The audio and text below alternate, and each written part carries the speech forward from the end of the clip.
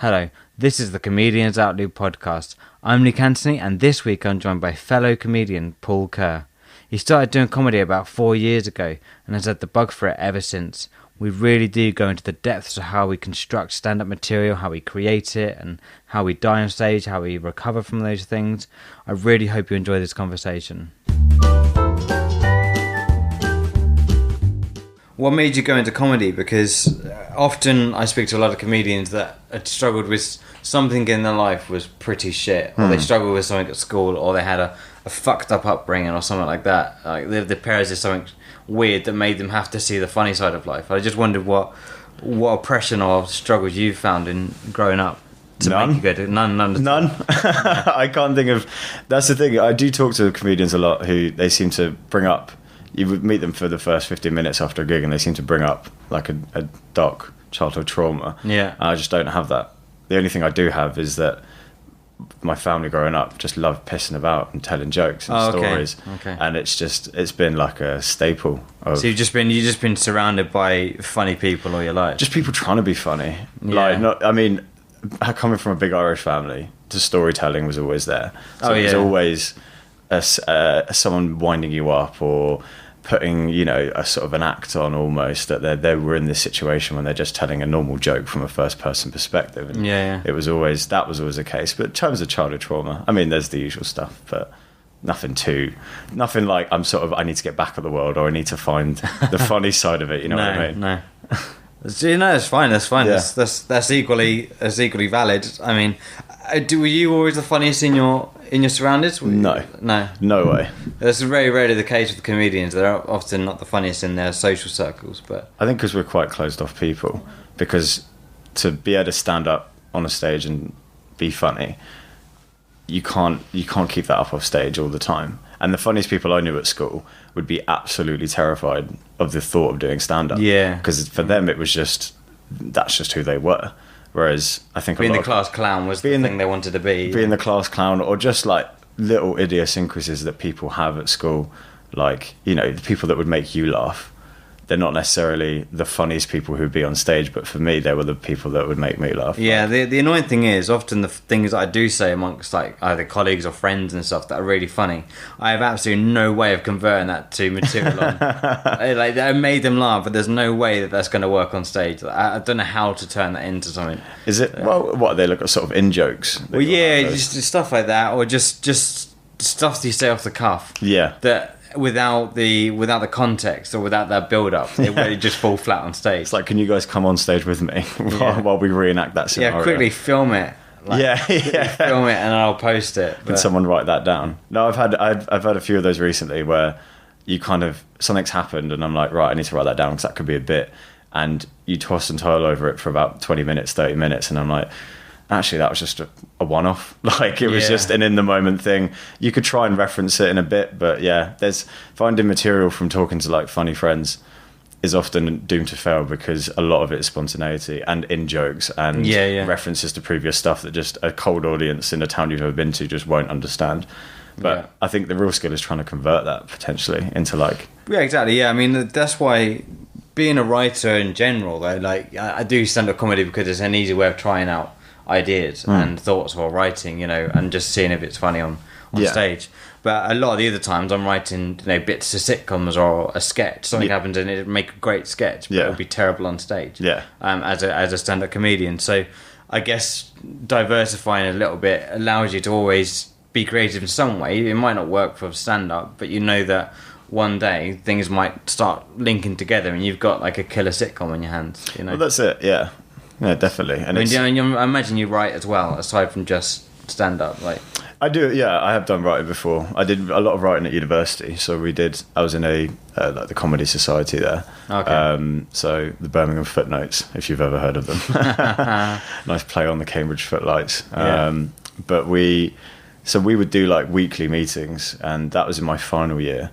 So that was my fourth year at uni. So I only just started doing it in my final year. And I went along, and it was like all first year drama students who'd been like encouraged to go, and I was like a fourth year philosophy student, and they were like, "What the hell are you doing here? Don't you have a dissertation?" I'm like, "I have some other ideas as well." So that was always fun, being able to write, because that whole thing was write anything and bring it, and we'll talk about it. and that was a really nice environment just to have like 20 people. Bounce off other people's ideas and stuff. Exactly, and they can, you'll go around, read someone's like, I don't know, 3-4 page script and then comment on it, or somebody's got a joke, sort of a bit idea for their stand-up. So that was brilliant in terms of like just getting regular writing going. And I remember I wrote a sketch for it was World Book Day, or it was World Book Week, and the university were putting on a sketch show to celebrate English literature. So they wanted sketches about English literature. So I wrote a sketch about George Orwell's Animal Farm. Okay, yeah. And while I had no intention of it being picked up at all, because there were people who'd been there for 3-4 years, and they picked it up and they actually performed it. And being able to watch other people perform something that you'd written in your bedroom, in their interpretation and everything. Exactly, they changed bits of it, which I was a bit annoyed about, but as soon as I saw it, I was like, oh, that works perfectly. But the general idea of it was there. And as soon as that happened, because I've been doing stand-up for a few years previous to that, right? Okay. As soon as that happened, I was like, I kind of like this, being able to sit back and watch my material be performed, rather than the one being like, how the hell am I going to perform this? Like having people take it away, work on it, act it out, rehearse it, and then actually perform it. So that was always cool, being able to, like you say, diversify your writing rather than just writing for yourself. You've got to keep that creative process out, or that outlet. I mean, I spoke to Kitty Harvey a few weeks back, and if she sees something that makes her laugh, she'll instantly post it on Facebook, right, or on Twitter, or or on Instagram. Whereas for me, that's already ruined a bit of my creative process. Like, I feel like I've put it out there and it's then gone. Yeah, like, that's as far as it's going to go, and you can't build it past that. I don't think so. She's obviously done it and it works for her. Yeah. But for me, like, I just, that first note I make, like, on notes on my phone, and then go home the next day or that same night, and then write for half an hour and just get like 10 minutes out of it or 5 minutes out of it. That is the bit I love the most. When it's an organic sort of spark. Yeah. And then, taking it back, and then, because you'll have an idea at the time of where you want it to go, but coming back to it that evening or the next day, perhaps, is like you have a completely different perspective, and you'll start seeing links between other bits you have that you can maybe bring in. And it's like being able to sort of basically build that's the thing, like writing a stand-up set, from my personal experience of it. When I first started, I just wrote some funny stories that I knew I had. And then I was like, right, I actually want to talk about stuff outside of that. I still talk about those stories because they work, but there's a lot of stuff that I've sort of found just, day to day or whatever, or talking to people, or just an idea, something's happened, and you kind of play the idea through to its bitter end. And it's that kind of that fun of doing it. And I have, books and books of stuff that I've written, but I'm not ready to use it yet because I'm still working on it. I'm still trying to find, and it's just taking it that extra step with an idea and flipping it on its head. That's always quite fun, and it's more fun just sitting there writing it. Sometimes the pressure of a gig almost can take away from it, 'cause you're like, I need to actually get something together and get a material. But just sitting there and actually getting it out on paper and working an idea through, making yourself laugh, is actually, it may be the point that eventually you'll never look at that piece of paper again, and that that's done. But the fact that you've written it down and you've done that's the end of that part of the process. And then when you start doing it on stage, eventually you'll never have to look at those notes again, because you'll have that down to a T anyway. So, and then it starts to morph in a different way because you have other people's perspective on it. So a joke that can make perfect sense to me can go on and absolutely fall flat on its arse because it's just been completely missed by an audience who go, you know what, that doesn't actually make sense. And I'll go, you know what, you're probably right, because that was a contextual thing that you needed to hear whilst I heard that particular funny thing. And I can't be bothered to then go through that explanation of it. It'd take me my 5 minute set, 10-minute set to explain it to you before I can actually get to the punchline. But I love writing. I mean, I still enjoy all the other side of writing and stuff, but it's a lot easier to sit at home and write yourself. Do you ever write just for yourself rather than to with the express intention of it being funny and being able to use on stage? It's like just working through something, not like like a journal almost. I do. I write serious blogs, but under a different name. I don't do it under comedy. I feel like I try and keep the two separate things. Don't want to muddy the water. We've caught you. Yeah, I've been found out. Brilliant. It's great. Yeah, I mean, I do bits. I mean, to be honest with you, like, I'm quite a sentimental person, so I will actually find sometimes, like, music will, like, things like Ludovico Einaudi, the musician, the pianist that does stuff. His stuff just gets me every time I listen to it, and I can write for hours on end just listen to his stuff, all about like a tragedy or a tragic thing. Yeah. Whereas to be in a humorous mood is quite difficult to then. I find it very easy to then get myself into like a down sort of mentality to write something very serious or something very deep. Yeah. But to be laughing all the way through something that you're working through over and over again, which by the time you've got to the end of your writing, it's not that funny anymore. Yeah, exactly. But you have to trust the fact that it was really funny the first time you thought of it, so it's going to be really funny the first time you... There's got to be that hidden nugget almost somewhere that you've got to unearth. Like, yeah, no, I get what you're saying. And also I think, like, because I've started doing it, I started sort of writing a journal when I was... I did a year abroad at uni, and I was like, it'd be nice to just document this as day to day, because I'm not going to remember everything. And it naturally, I just wanted to write it funny, and it was writing in longhand, whereas before I'd been taught, all right, have an idea and then work off different bits you could go from, like almost like a mind map sort of style of writing comedy. And then as soon as I started this, just keeping like a daily log of what was going on, I'd pick up on things that had happened that I thought were funny, just note them in. And I've recently moved house, and I've unearthed all these books, and I've been finding them and reading through them, it's like the stuff I'm just throwing ideas in, and it's so much less painful than actually sitting there and going, right, I have to write some material now. And it's almost like a set, and it's really interesting just almost putting that to one side and being like, don't worry about being funny, just write down what you're thinking at this point in time. And it just naturally... And find the funny as you do it. Find the funny as you do it. Like, you know, I'll be writing... and from that, I just keep on doing it. I don't write all day, every day, or, you know, every night. But now and again, I'll just top it up with stuff that's been going on. And it's nice to just kind of find what you're, like, sort of... You just start writing, see where it goes. And there's an idea that will come up and pop up, and you think, that's quite good, actually. You know, like, I don't know...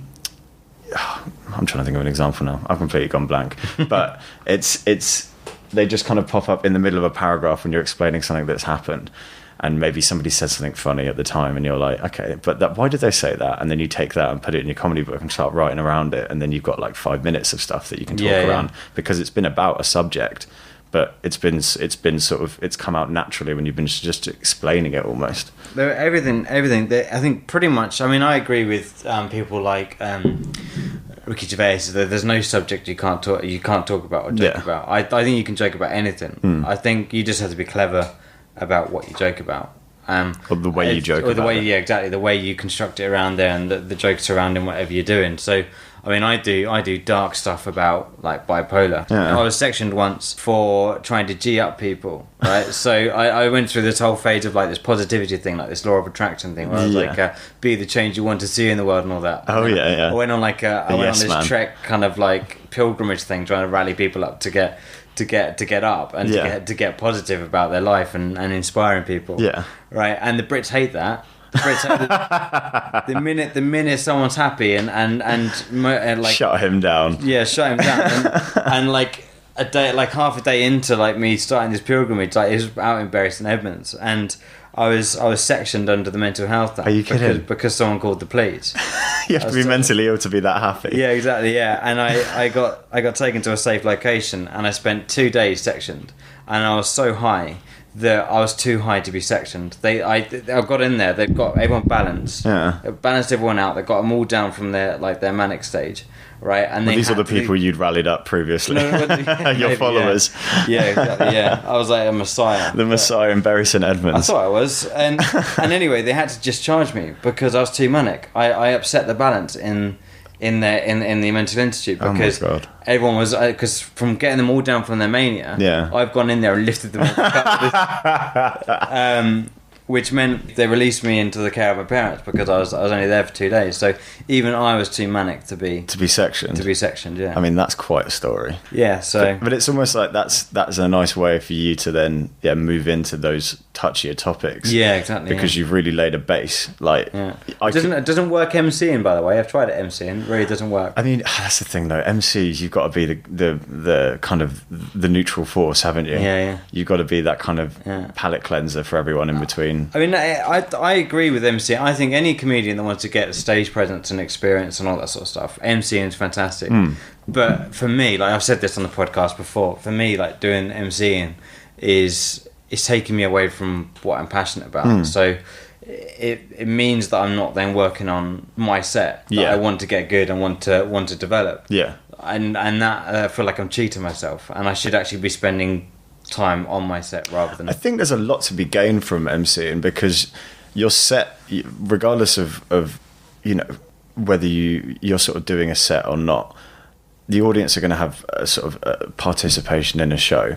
And part of, even if you are doing a 10-minute set, and say for example you start doing like 20-30-minute sets, there'll be times when the audience need picking up, and having that ability to sort of something lighter to just sort of maybe bring the audience back in like you would do as an MC, I think is all positive. But I do understand what you're saying, because recently I've been doing quite a bit of MCing, and then coming out of that and trying to do 10 minutes, I can't remember the rhythm of my material because it's been so sporadic, and I'll try and do material, quote unquote, and whilst I'm MCing, and the audience are chit-chatting, they're getting a drink, they're going to the toilet, or somebody's turned around to pick, and or somebody feels more comfortable to shout up because you're the MC, it's fine. And then you kind of break away from your material and go and address that. So there's like a yin and a yang to it almost. There's there's a part of you that thinks, God, I'm not actually practicing my material at all. But what you are doing is you're learning how to survive on stage, just generally, like just how to react to audience interaction, keep the energy up as well. Learning how to read a room. Like a lot of MCs will go up and they'll do bits in between every act, and that can almost be detrimental, I think, to the night, because you have an act who kills. You want to keep that momentum going, get someone else on, just get them on, rather than, all right, now I'm going to do some of my material again. And it's like that, it can work, but in certain circumstances, and that's the thing. Then when I found now going on stage doing 10 minutes, I'm so much more relaxed because I don't need to worry about how the audience is going to be. Because if it starts to die down a bit, I know I have stuff in my arsenal that I know that I have done before, where I can go, you know what, I'm just going to talk to someone, or I'm going to pick up on something or comment on my own material, because that's what I've been doing as MCing, because they're not giving you 10 minutes to do your material. You're there to keep it light, keep it friendly, and you try to do your material and sometimes it doesn't work, and you've just got to work around that. But I think it's been nice doing it for consecutive gigs, but I do want to get back into, because I'm trying to write basically a new slate, trying to just get rid, because I've been doing a lot of stuff for 4 years now, a lot of jokes, and they've changed and morphed over the years, but the central elements are there, and I just don't get excited as I used to about it. It's important to go through the process though. I mean, and you'll find if you start getting a bit of exposure with it, that you will be doing that stuff you've been doing for 4 years, because you know it's dynamite, and you know that you're good at it, and so it's important to have that. People like Russell Howard, when they first broke onto the scene, he did the same material in everywhere he went. So whether it was on things like Hey, that 10 Cats, any of the panel shows, Would I Lie to You, when he did his own Good News stuff, and then he did his own set, then he did Live at the Apollo, and then he did the Comedy Store, all of that sort of stuff. He did the same stuff over and over again. And by the time we'd done that, he was loved, but people were sick and tired of him because they'd heard the same set over and over again. And then you have to go and reinvent yourself and come back with something completely new. So it's important to do that. You'll find that Phil Wang has only just made it onto the scene, and wherever he is, he's got his stuff that he knows is good. And whether he's on a panel show, whether he's doing like 5 minutes on Live at the Apollo, he will do the stuff that's worked in clubs for 10 years. Of course, because it's the way to do it. It is the way to do it. But as a writer, you love that fresh thing. That it's nice to be. It's almost doing like new stuff. It's almost like the process of getting to. And I never feel I've finished a bit, and I don't think that's a natural thing to feel anyway. I don't think I finish like a 2-3 minute bit about a subject. Like there can always be stuff added in, but you can get to a point where you're comfortable, like, okay, I like this now. I like how it flows, how it bounces. So once I get to that, it then loses the sort of the pang, the elasticity of when I was first doing it. And I will always bring back that stuff because, like I say, they were, you know, it's good material that I've done since my first gig, really. So jokes I did in my first ever gig that I will still do to this day but they've just been morphed, and I've developed in the way I say it will develop. But the story is exactly the same thing. Yeah. So that doesn't. I'm fully behind the fact that I will end up doing this stuff again, and that's, like you say, that's the part and parcel of it. Like, it's quite funny. People always ask, like, when they find out I do stand up, they're like, "Do you do the same stuff every time?" And I'm like, "Are you fucking kidding me?" Like, if I had to write a new set for every gig that I had to do, there are people I know who do that, and they're impressive comedians, but you'll never be quite confident enough, I don't think, and that's like in that set. Yeah, you've got to repeat it. You've got to, and the part of the charm of it is working on it, and you're never going to get it bang on first time. No. So yes, of course, I'm like, I tell them, like, of course I do the same stuff, because it would just take too much manpower to sort of do that much writing constantly and make sure it's all good. And there's stuff that you don't want to just do once and put to one side. So it's, you want to, and then after you need a while, to gauge reaction as well, didn't you? You need to gauge reaction. I mean, Martin was saying that here's this thing where try the same thing 5 times. If it works 3 out of the 5 times, then it's probably okay. Yeah. I have 2. 2, is it? 2. Yeah. You're not that confident in yourself compared to what he is then. You know what it is because I'm not there to, I don't know. I just like, if it doesn't work once, I'm like, give it another try. Yeah. And it does depend on the audience, but if it's a similar audience and it still doesn't work, or similar size audience, for example, or, you know, I'm like, there's been a few things recently where I've given it 2 goes and then canned it because I was like, you know what, I'm not even feeling this. There's been stuff that I've thought, you know, like I was saying earlier, like you write it and you think it's hilarious, and then when you go on stage and you do it and you find out it's not, then what do you do with that? Do you then go back? Do you try it again? Do you try it again the same way? Or do you rewrite it? And I just go, you know what, if it's going to be funny, it's going to be funny later on down the line. I'm going to pick it up and maybe go, you know what, I'll keep it and I'll remember about it, but I'm not going to try and flog a dead horse almost. I mean, bringing it back to, like, you're saying, doing like the MC and stuff, and knowing that's helped you get stuff that when you need to get the energy back up in a room when you're doing a longer set. Well, I guess having the stuff that has been working for the 4 years is really good to have in the back, because you know if something does go flat, exactly, something new goes flat, you've got that to fall back on, and you can take a different turn in your set if you need to. Yeah, you're like the I don't know what you call it, but it's they're there to, and as well, a lot of the time you've working on it for a while, you kind of, there's a lot of elements that are related to that material. So for example, if I were to do stuff about my stepdad, now I've talked about there's one sort of central story there, but around it a lot of different aspects, and finding the segue into it isn't as hard as it once was. So if someone has done something previously on stage and then I go up after them, I can then bring that stuff out. And I know it works. It's not new stuff that I'm not kind of scared about doing. Yeah. You know, so it's nice to have that, definitely. And you can just, it's fun, especially emceeing. You start it in different ways to how you'd normally start it. Yeah, like, of course, I don't know how about you, but starting a bit or starting a joke, or I'm like, I want to talk about this, like the new bit I've got about vaping. I was like, how do I get into this? And I was like, thinking through, like, I could just say I don't like vaping or whatever, because that's the gist of it. But then I was like, okay, right, there's got to be some other way to do it. And I think somebody at a gig, they did stuff about being 24, I think it was, and I just turned 25 at the time. Right. So I then went up, and basically they were really happy about being 24 still and being quite young, and I was like, I hate it. I'm 25. I'm sick of it. Like, I've been on this earth for a quarter of a century. You know, I was like, I'm sick of people, especially vapors. And it was like, then I was like, okay, right. So there's a different way to do it. And emceeing that there's been a few bits where I've sort of thought of the stuff I could do, or the material I could say, and started it completely differently from how I started it when I first wrote it and was performing it in my set. And it's nice because then you've come at it from a different angle, or a different energy, or a different attitude. And that's something that the audience are picking up on, because then I'm kind of riled up with it, rather than doing it the same way that I've done it over and over again. If someone walks out the room, and you can say, "Oh, I bet they've gone to go and vape then." Oh, something like that. Yeah. You really, and it's nice, and it's like that. You say it's ready, it's there, ready to go. Yeah. You just need something to trigger it. And then you said that, "Oh, I fucking hate vaping." Yeah, you fuck off and vape and come back, and I'll tell you the story. Exactly. But that was, I mean, I did Best Medicine over in Cambridge, Joe Tennant's, so the panel show, and we was I didn't really know what to expect from it, because I've only, you're on stage for 10 minutes. We were on stage for an hour collectively, just as a panel, and he's throwing questions at you, but they are kind of geared towards stuff that he knows you can talk about. So we were kind of, sorry to give the secret out there, but I mean, that's how panel shows work. You've exposed him. I've exposed the panel show lie. And it was fun just him asking you a question about stuff you knew you could talk about, and just having to go with it and sort of making it seem natural. That was really fun, because that's something I've not done before, where you've been invited to talk about a subject that you can talk about.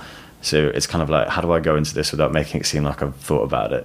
And that was a fun little exercise, like kind of, like you say, being spontaneous on stage. You kind of know that you can go into this material in a various different ways. Like, there's avenues to do it. I mean, I'd really love to get to the point where I can literally just get on stage with a couple of notes in my head. Like, don't know, just words in my head, and just then riff off that and do a whole set just like that. But it looks like the big comedians do that, but they haven't. They've done 1,000 gigs prior to that film, prior to filming it. So it's almost impossible. I think it was Steve Martin who, in one of his, I think, Born Standing Up, it's about his entire stand-up career, and he said, like, writing will start. You'll write a joke and it will start as a page worth of notes, and essentially when you've got the joke, it will be about a line or two lines, and it's just getting through that. And like you say, you want the one note, the one thing to sort of trigger that bit, but that one note will have started as 2-3 pages of writing stuff out, and then you've worked on that material, you've remembered it, but then you've become confident with it, and then you can start talking around it even before you've mentioned the topic that you're talking about, whatever it may be. You talk to the audience, you brought in something that's happened over there, but then you bring it round to this, and then you kind of maybe look at your hand on your notes and you go, right, I don't know, palm trees, that's the bit I've got to do, and you remember that, and then that takes you into the whole thing. So that having that sort of flexibility on stage, I think, and also audiences can definitely pick up on when there's a spontaneity to it, but they know that the material. Like, if you go up there with just those notes and it's all new material, like one word for each new bit, you're going to really struggle, because you don't know where you're going to be going with this, where you should be going with this. You'll miss the segues and stuff. The segues, or the relevant information, or the punchlines, or anything like that. So I think it's getting to that stage where you can have the 4 words that just define your 10-minute set. You need to really plow on through it. So that's probably why they can do, like, proper professional comedians can do that, is they'll just have that material from years and years ago that they've worked on, and they know that whatever it is, that one word can trigger a 20-minute bit, basically. I think what they often do is they will write a set, like, right there, 2 hours or whatever, then go and try it in unknown places, like small comedy clubs, like where there's 50 people, sell tickets for that, get a couple of support acts on to do it, and then just do like 1,000 of them before they take it on a big arena tour or whatever. And then by the time they've got to the arena tour, all the shit bits are out, because they've already fallen flat everywhere else, and they know for a fact that that's fine. And by the time they get to the time that they're going to film it, it's bulletproof. It's bulletproof, yeah. They've done it so many times. They know it so well. You'd never have heard of that. It looks like it's the first time they've ever done it. When you film it, it just looks like they've done one gig this year and it's that one. I think that's such a cool trait to have. Just when you see someone and it looks like the first time they've done it, and they don't, and you'll talk to them after perhaps, and they'll be like, "Oh no, that bit's been, I wasn't riffing. I've done that bit before." But making it look like it's spontaneous, is I think it's quite difficult to do. Yeah, definitely. Have you ever done much pun writing or one-liners? I've tried. I'm not great at it. I say that's probably disingenuous. I'm all right at it, but I find I like talking too much. So I'll come up with a one-liner. I remember I read this sort of how to do stand-up book when I first started, and there was an exercise in it to get your creative juices flowing that you write a positive and a negative in one sentence. Okay. So I really like flowers, or I really want a red car one day or something, or like a fast red car, sports car, and you leave the second half of the sentence to the next day. So you pick it up. And then you have to write the negative, like I really like flowers because they remind me of my dead grandma or whatever. Like something, you know, I mean, they're not all funny, as one obviously wasn't. But it's that sort of, you're just playing with, you know, flipping an idea in its head. And I did that for quite a while. And I was like, I really like doing this because you're coming up with very quick, punchy stuff. But what I would do is I'd take that and then go, well, where can we go with this? Let's have a bit more fun with it. Yeah, have I got a story about my grandma? Yeah. How did she die? Like, you know, something funny like around that. Exactly. Like I've always tried one-liners and puns, but they're not really. Because a lot of comedians start like that because they think that that's what comedy is, and then often people like Jason Stamp, Martin was telling me that when he first started out, he does Big Deal. He does an open one. When he started out, he did loads of one-liners, lots of punchy stuff and puns and stuff, and now he gets on stage and he's generally telling stories, so he's cut that out of his comedy almost completely, and he said it was just part of him going through that process. In the first year he did all of that, and then he got confident on stage, and then felt like he could start then telling stories and developing the ideas and being a bit more intelligent with such things. I mean, it's sort of we're doing a disservice to one-liner comics because it's such a Marmite way of doing comedy. And it's highly skilled as well. I mean, people like Chris Norton Walker, who's brilliant at doing it, and he's someone that if there's at any point in your gig, if you need to get the energy back up, get that, because even if he doesn't land his one-liners, he'll get the energy back up just because he's got that. He does thing about him, but he's great. He's a great one-liner writer.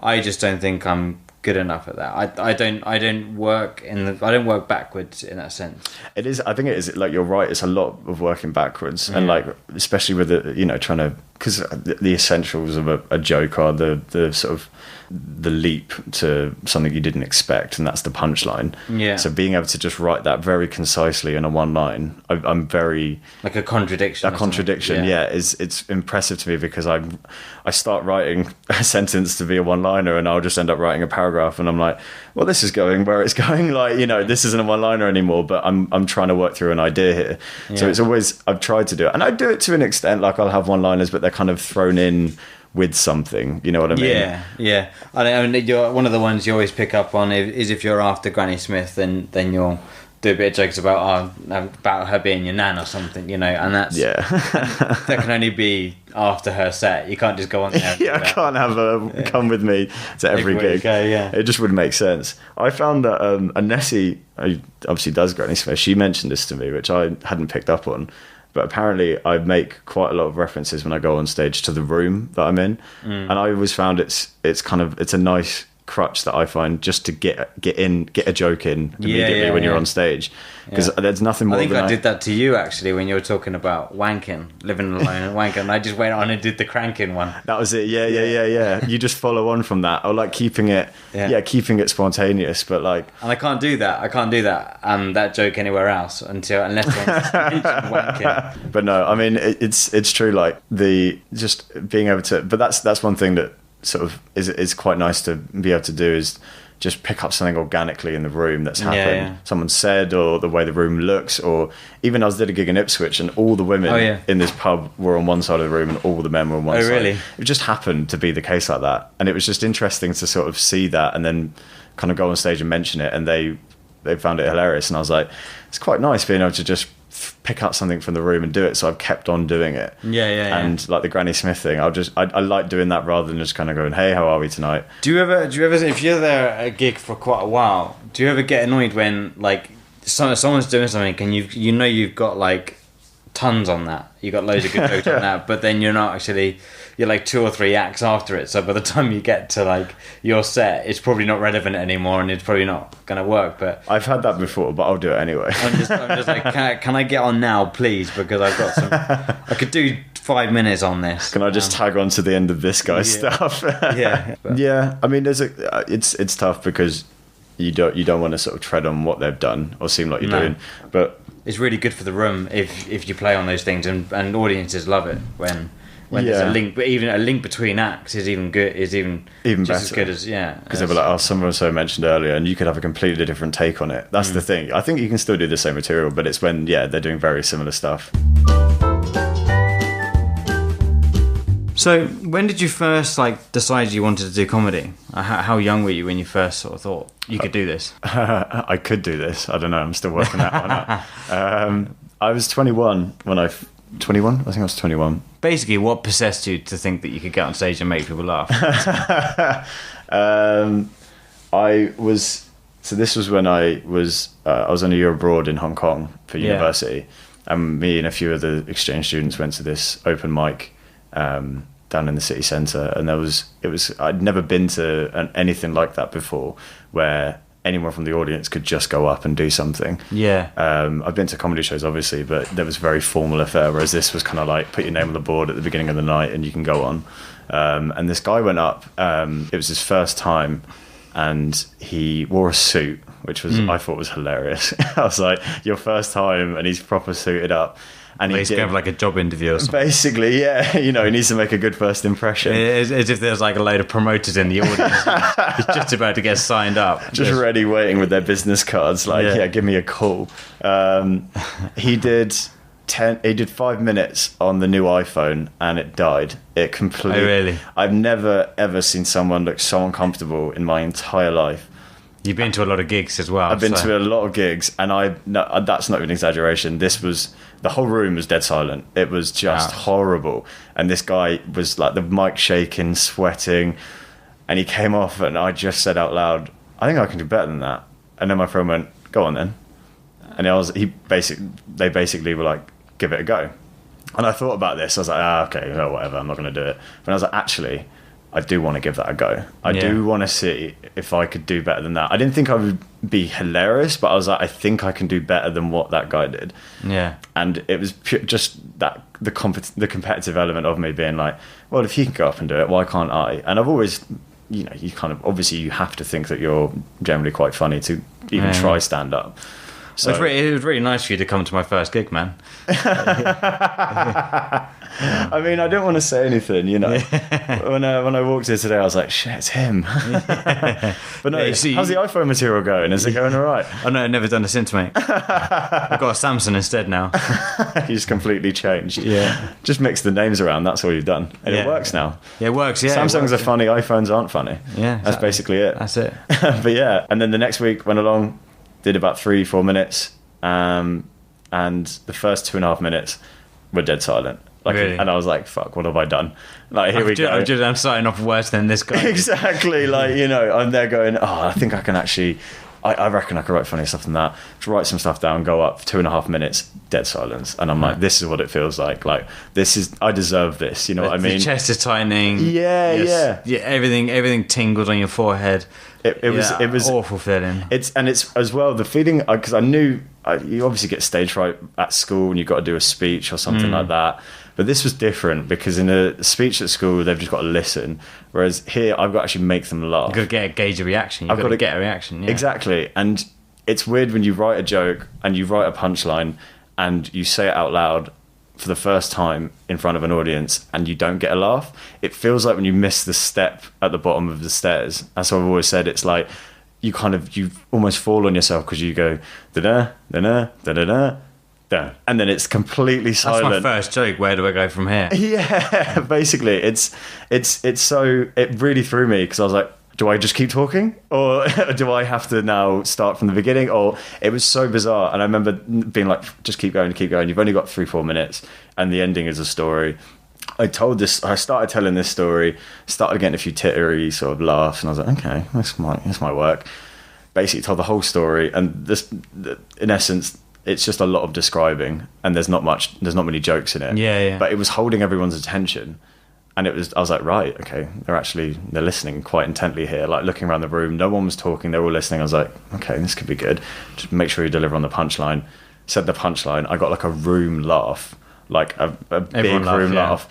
And I was like, okay, this is quite fun actually. Yeah. Because I was like, I've actually managed to build up enough tension to then get the joke out, or and that was the first gig. that was my first ever gig. And the funny thing was, at that gig was the guy who I'd seen the last week who did the suit. He came up to me and said, like, really well done for a first time.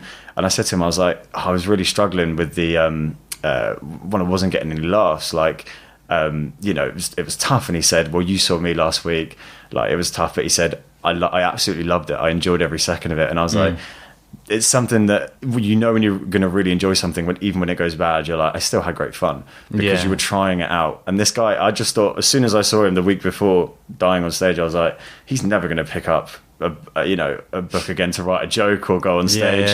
And I was convinced in my mind, like, well, he's never going to do that again. And then he was like, no, I'm doing it next week. And I was like, what? Okay. So it's one of those things, everyone has to start somewhere. And I was just completely naive to the whole sort of the whole scene, really, and what it is to do stand up and be a comedian, because it just seems so far away, because all you see is people on TV. But then doing that one gig, and I was like, okay, I'm going to come back next week. Or I actually did I took a few months off it and then went back to it. But yeah, that was how I first got started, which was interesting because it was in Hong Kong. They all speak English, but the audience was very mixed between sort of local Hong Kongers or sort of expats, and there were Chinese comedians who would go on and sort of do stand up in Cantonese or Mandarin. So it was a really kind of fun environment. Pretty strange place to do your first gig. Like, the scene. There's a few clubs. There's one sort of established club in the city centre, and then they have like a big arena comedians come. Who may be doing world tours around Australia or whatever. They'll sort of stop off in Singapore or Hong Kong. Yeah. But there were a few nights and a lot of, like sort of sketch comedy as well. There are a few guys out there who I met who really helped me to get into it, because this was just something like, I was on my year abroad. I just wanted to try new things. So I thought I'd try stand up. And then people go, no, you need to come back. And I was like, what do you mean? Like, no, you need to come back. And it's now, whenever I meet someone who's done their first gig, I'm like, you need to come back. And it's just that thing, you want them to keep doing it. Yeah. And it was nice having people wanting me to keep coming back and doing it. And I ended up sort of having a really good time doing stand-up out there. And as soon as I came back, that was when I joined Comedy Society of Birmingham. And it was just like... kept on doing it. Yeah. So while we're on the subject, I mean, what's the worst gig you've ever done? What's the time you got off it and you really, really questioned yourself? I mean, I've had gigs where I've come off and been like... I don't think I've had a gig where I've come off and been like, I don't know if I'm going to do this anymore. But there's definitely been gigs where I'm like, what the hell was I thinking there? Like, trying to do normal material in this room, or, the worst gig... just off the top of my head, the worst gig I've had was in a few other Cambridge comedians were there, like Dan Farmer, Ali Warwood, Chris Norton Walker was there. We were in a pub in March, just outside Peterborough. And so Dan ran a night in March that did really well. It was a sort of working man's club, but that had a good little sort of vibe to it. Then he started, we tried to get one going at this pub in March, and I don't think they'd actually explained to anyone that there was going to be comedy on. Right. So we turn up, and the layout of the room to start with is this big, long sort of bar. No chairs in the middle, because it would have been a fire hazard, apparently. Oh, really? So there's no chairs in front of the mic. They're all around the side of the building, side of the room. And then the bar, which is sort of maybe 8 meters sort of from the stage. Yeah. Everyone stood at the bar. No one's up near us watching us do stand-up. And before we went on, it was, I think it was like Red Nose Day, and there was a charity sing-a-thon that had they were doing 24 hours of continuous singing, and it was their final hour they were doing at this pub. So everyone packed this pub out to watch this group of people come in. They were doing their last hour of songs, and then that was it. And then they went, and then we set up for a comedy night, and it was kind of like, all right, we're here now. And everyone just basically left and went on a cigarette, and no one was interested. So then we had to go on and do stand-up to basically what was 8 meters of nobody, and then people at the bar who didn't want to have stand-up anyway. It was just, I remember, I think Ali went on quite early on, and a guy came and sat on like a ledge by the wall right in front of her, like just to be off-putting, basically. And I was like sat in the side wing, like where there's sort of like this little restaurant area, and I was like watching this happen going, what the hell am I going to do to get anything out of this? And it just became a joke in the night that we were like, this is like ridiculous. So I went on. First thing that happened, I grabbed the top of the mic and it broke in half, the actual mic stand. Oh God. So that broke in half. So then I had to try and get that back in. whilst everyone was shouting, do you have trouble getting it in? Usually, like slating me, laying into me. I was just completely out of my depth from the start. And then I was wearing like a blue like linen shirt. And then I think I made a joke about it, and someone shouted out that I was a posh twat. And then they threw their hat up on stage at me to wear, like threw their hat at me. And it was just I think I did maybe 3.5 minutes of the beginnings of my jokes before somebody would shout out something just to stop you. They just did not want it to happen. But everyone went on, everyone did, like and Chris Norton Walker actually headlined that and finished it, and was just a testament to the guy. Like he actually got a bit of a feel of a comedy night going, like just basically laying into them, just like, this is the situation, I'm going to address it, rather than me being so inexperienced at the time, like, oh my God, nobody's listening, oh, what do I do? And I came away from that being like physically exhausted just from like the sheer fear of it. Like I've never had... he's a pro though, isn't he? He's brilliant, absolutely brilliant. But that was probably my worst gig. What's the last thing you do before you get on stage? I like being able to just have my book in front of me, and then my name gets called and I'm reading through my last bit. I like to do that a lot. Okay. So literally having my jokes there, and then as soon as they're like, and now Paul Kerr, and I'll just close my book and go. Because that always felt like someone's like cramming for an exam. I used to do that a lot. Yeah. But now, last thing I do on stage, before I go on stage, just take a moment to just breathe and relax, because that walk to the stage, wherever you are, like whatever gig you're doing, you're walking through the middle of the room, or you're walking around it's almost like it's quite awkward because they're waiting for you to get on stage. So I always find like, just take a moment, don't even worry about them, just get there, figure out what the first thing is you're going to say. That's probably the first. You tell yourself that before you get on. Yeah, I don't want to have to think about it while I'm up there. I want to have something there ready in case I get up and there's nothing there for me to say. I don't want to. I do it a lot where you go up and then you'll be like, oh, how are you guys doing? How's it all going? Whatever. Yeah. But having something, trying to work out if there's something I can say right off the bat. Just get in there and say something. That's probably the last thing I'll do, is I'll just try and work out, all right, because I know what my first joke's going to be, but I don't feel comfortable just going straight into it. I like the idea of just kind of settling myself a bit, putting myself in perspective to other people, or what's gone on before, or, again, like what the room is like. There's a lot of jokes you can make about a lot of these rooms because they're in odd places, So that's, I think, before I go on, it's just think about what is it that I can say. Do you adapt just set to where you're going? I mean, Bedford's quite a difficult place, I imagine, to gig, but... I've not actually done a gig in Bedford yet. Yeah, there's quite a good scene there, though. There's a few good nights. There's Castle Comedy, which is more of a sort of a semi-pro night, which I'm yet to get on. But there potentially is a night starting in Bedford in April. Actually, no, it is starting in Bedford in April at my friend's bar, so at Bears and Tails. Okay. I do a little bit of promo.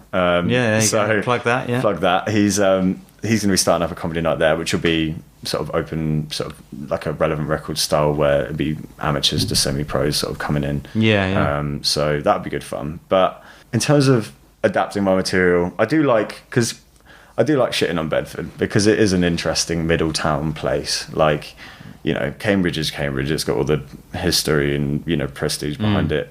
Ely's a gorgeous place. Just even driving through now, like the centre of Ely, like an old historic town.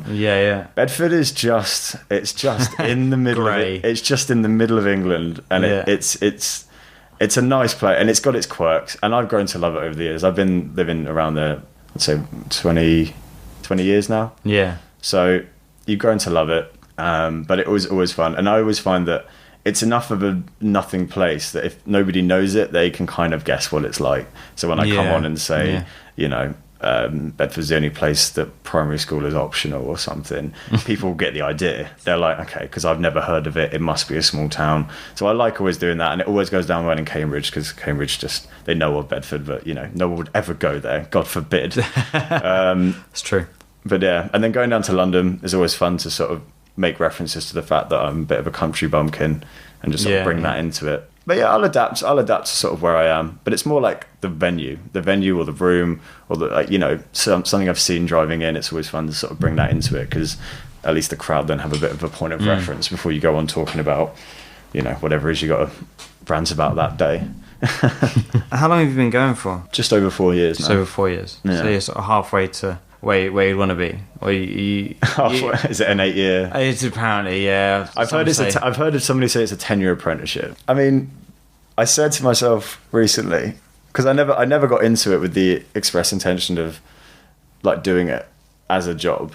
Yeah. I just really enjoyed just going along and having a night where in the week where I just do something completely random and do stand up. So that was the initial attraction for me. And then I got into like, actually, I really enjoy doing this, and it would be fun to do it a lot more and, you know, get money for it.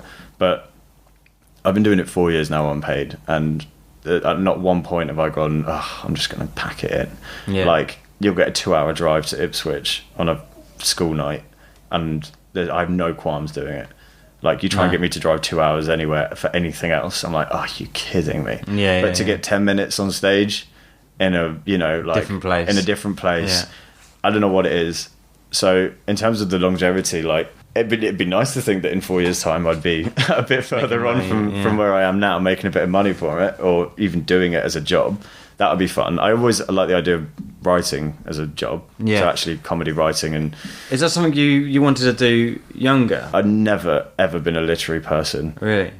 Until probably doing philosophy kind of helps, I guess. Philosophy, I mean, that forced me to read, and I've never read as a kid. Yeah. I remember crying once when I was about 9. My stepdad bought me a book. He bought me The Magnificent Seven and was like, "Oh, this was one of my favorite books at your age," and I cried. I was like, "I don't want this. Yeah, like, I'm not going to read it." And it was just like I hated any idea of working or writing or reading, and then doing philosophy, I enjoyed the subject so much that you have to read. Of course. You obviously have to. And then going to uni, and I was like, well, why don't I try books that aren't philosophy books, because they're quite heavy. And then picked up a few fiction stuff, and then you start reading stuff like Tom Sharp, and you can do comedy writing. And I'm like, then I was actually quite interested in like reading scripts from stand-up or comedy that I really like. Yeah. So my stepdad bought me the Monty Python Flying Circus like script book, and that is just like reading, like watching it on the telly is surreal, but reading it as a script, like somebody sat down and thought of all this and wrote it down and made it coherent. It's really impressive. So that's the writing element really interested me only sort of maybe a year into it, because I was just interested in just talking about stories, just telling a story on stage rather than actually working on, you know, material. But I did a bit of work experience when I left uni in comedy production. So down in London, it was unpaid. It lasted about sort of 3 months, and there I actually got to read through like sort of industry standard scripts and actually help write for stuff as well. So, you know, they needed, I think we were doing a promotional video for this new taxi app that was coming out. And they needed material writing about taxi cabs.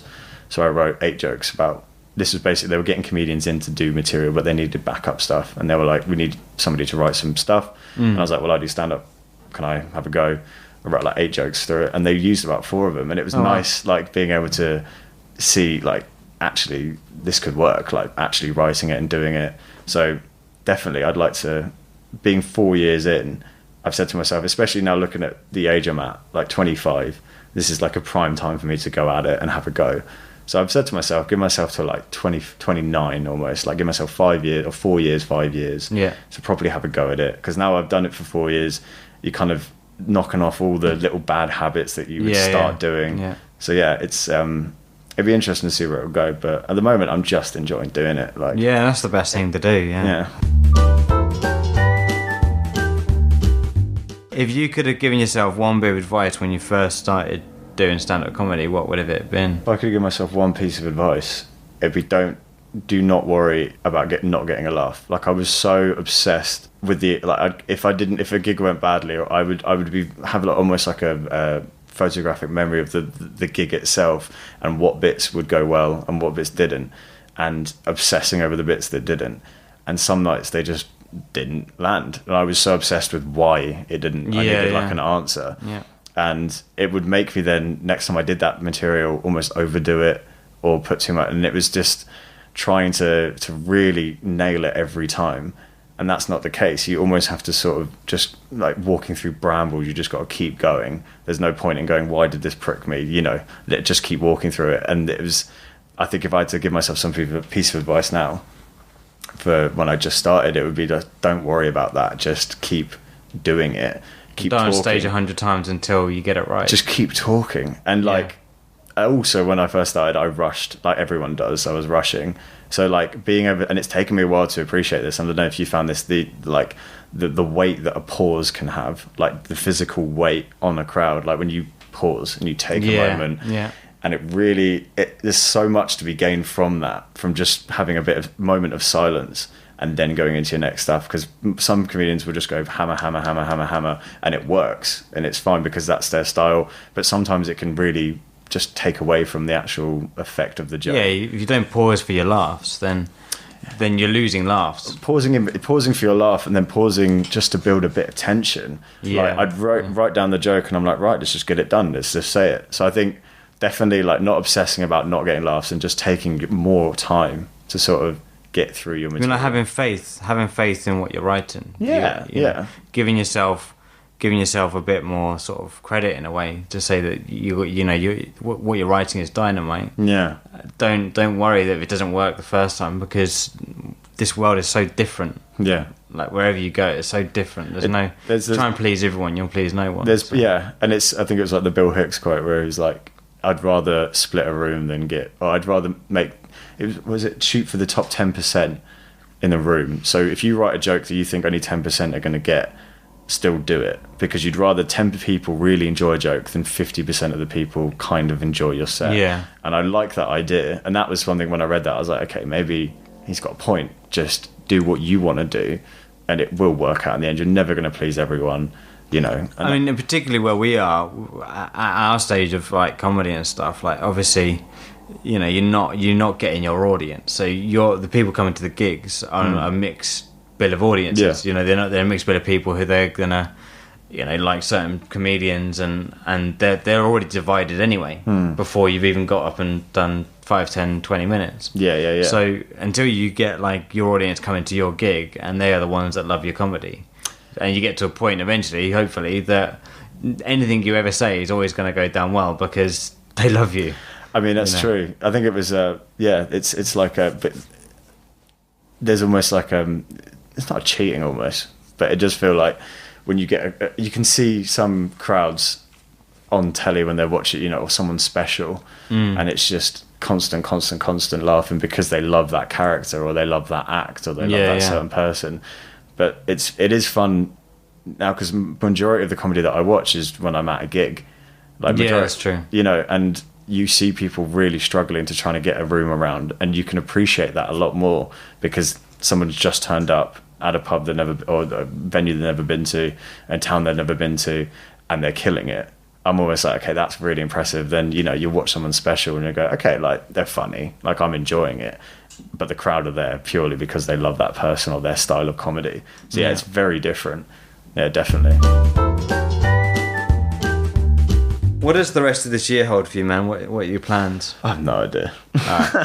Great. That was that question done. I think I want to be a bit more smart about moving around the country a bit more. Yeah. Because I'm very East Anglia centric and Cambridge and mostly. I'll get down to London now and again, but you know, Ipswich as well. We'll get over to there, or you know, little towns around here. I want to just travel a bit more with it, just to experience different crowds. Yeah. But yeah, definitely gig a lot more and start, you know, just turning over writing almost. You know, getting a high turnover rate with just stuff I'm doing on stage and mixing it up a little bit. Because now, like you know, 4 years in, I've definitely got I can do it, and I've got the stage presence, and being comfortable on stage down. It's now just working out how to put a good 10, 15 minutes together that's solid enough to take to potentially a club or, you know, like a sort of an established comedy venue rather than, you know, sort of nights where you'll be doing new material or whatever. Actually getting on a night where, you know, there's a big expectation that you're a good professional comedian almost. You just start getting paid for it. That would be nice. That'd be really nice, you know. But like I said, if I'm more up for getting the opportunities than I am, you know, I've got a job. I enjoy my job. I mean, it is a lot to do the job and stand up some nights. But if I can get paid doing stand up, and that'd be brilliant. Yeah, definitely. Have you been to Edinburgh yet? I've been once. Yeah. Yeah. So I went with the Comedy Society when I was in uni, so in 4th year. So we did the Fringe, and then sort of in March that same year, so earlier on, we did the student comedy festival there. Yeah. That was really good fun.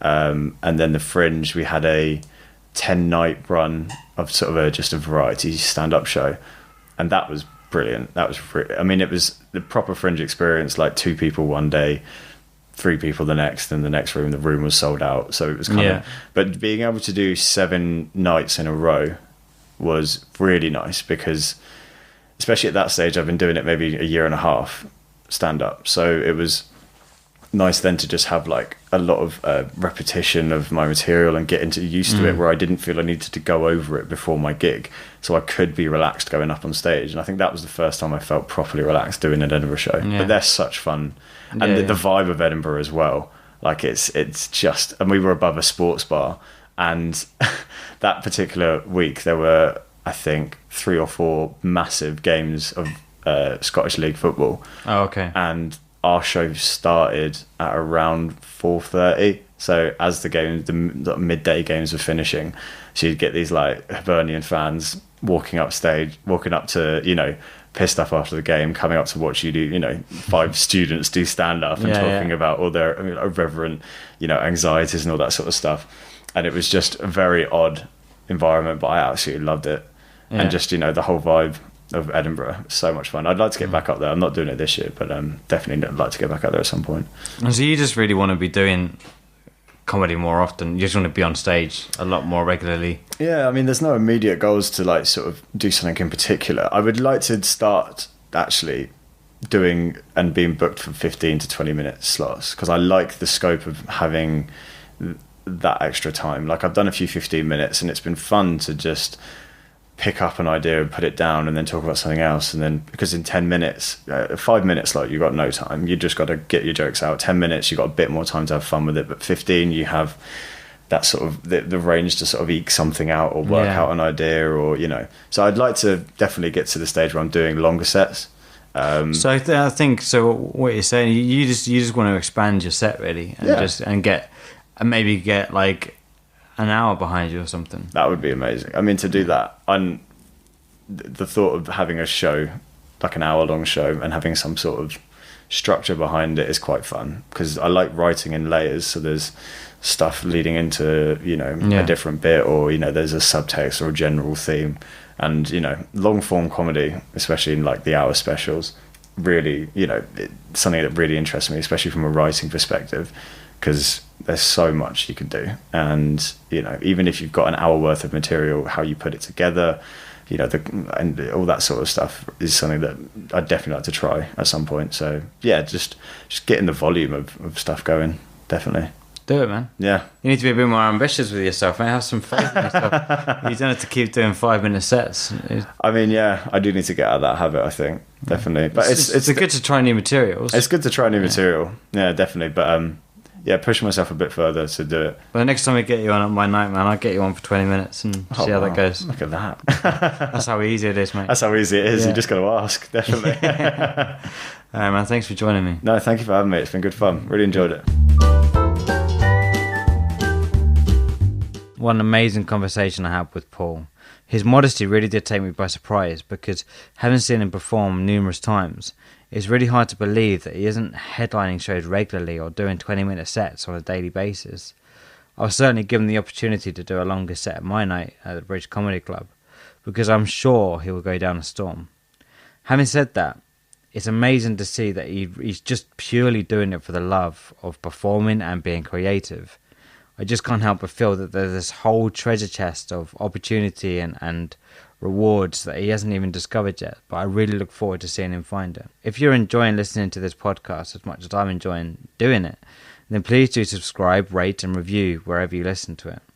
And if you'd like to send me some of your hard-earned cash to keep this podcast going, then run over to lukeanthonycomedy.co.uk/podcast and hit the donate button. Any donations really appreciated, and it really, really does help. Thank you. See you again soon.